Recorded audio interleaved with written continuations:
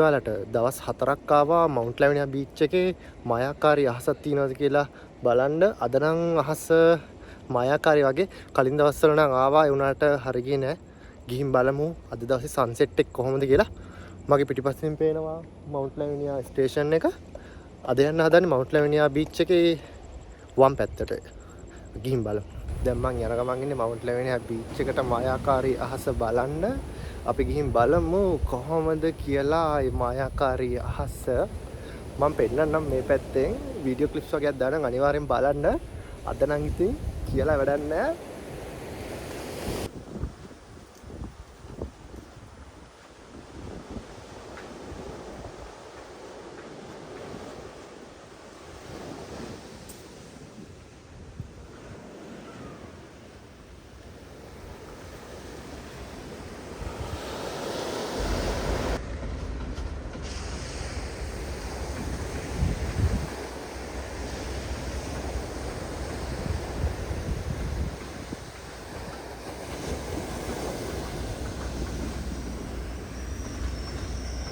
තව විනාඩි 5ක් විතර යනවා. තව ටිකක් වෙලා යනවා මායාකාරී අහස මතුවෙන්න.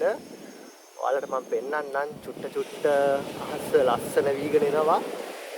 ඇත්තටම කියන්නේ හවස් වරුවකට මේ වගේ තැනකට ඇවිල්ලා ටිකක් ඉන්නක මනසටත් මාරම නිදහසක් තියෙන්නේ. බලන්න වීඩියෝ ක්ලිප්ස් වගේක් දාන්නම් අනිවාර්යෙන් බලන්න. ඒ කියන්නේ දැන් ඉර බැහැගෙන යනකොට ඇත්තටම ඒක මාරම නිදහස් මාරම ලස්සනයි. ඔයාලට කියන්නේ දවස් 4ක් මං ආවා සන්සෙට් එකක් බලන්න. හම්බුන්නේ නැහැ හරියටම. ට්‍රේන් එකක් යනවා එහා පැත්තේ. කොහොම හරි අද තමයි මේ වගේ මායාකාරී අහසක් සෙට් උනේ. බලලා යන්න තව ටිකක් ඉඳලම.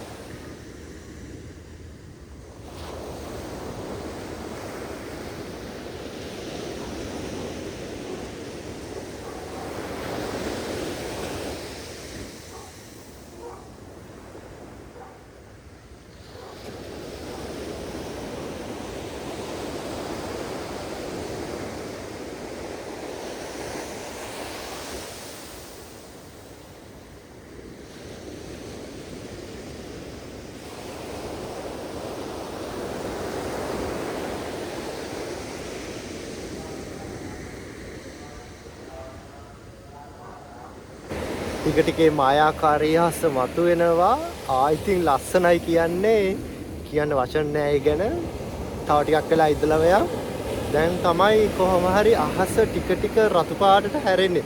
මොකද ඉර බැහැලා තියෙන්නේ. බැහැලා තිබ්බට තව ටිකක් කළුවර වෙන්න අහසේ තියෙන වලාකුළුත් එක්ක ඒ රතු පාට වෙනවා. තව ටික වෙලාවක් යනවා. ඒ වෙලාවත් ඉඳලා ඒකත් බලලා මෙයා දාන්න වීඩියෝ ක්ලිප්ස් වගේ අනිවාර්යෙන් බලන්න.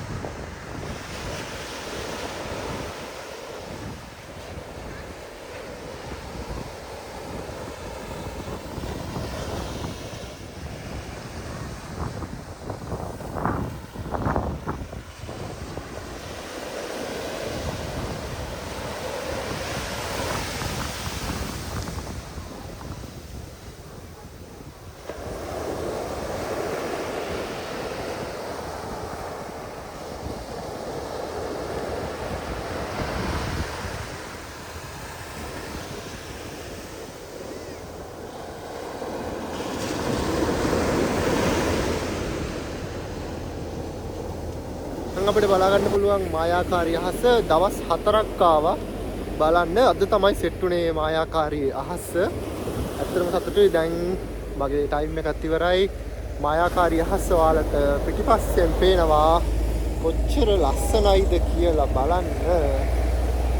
මම දැන් එහෙනම් යන්න හදන්නේ මගේ ඊළඟ vlog එකෙන්. සෙට් වෙමු. එහෙනම් bye.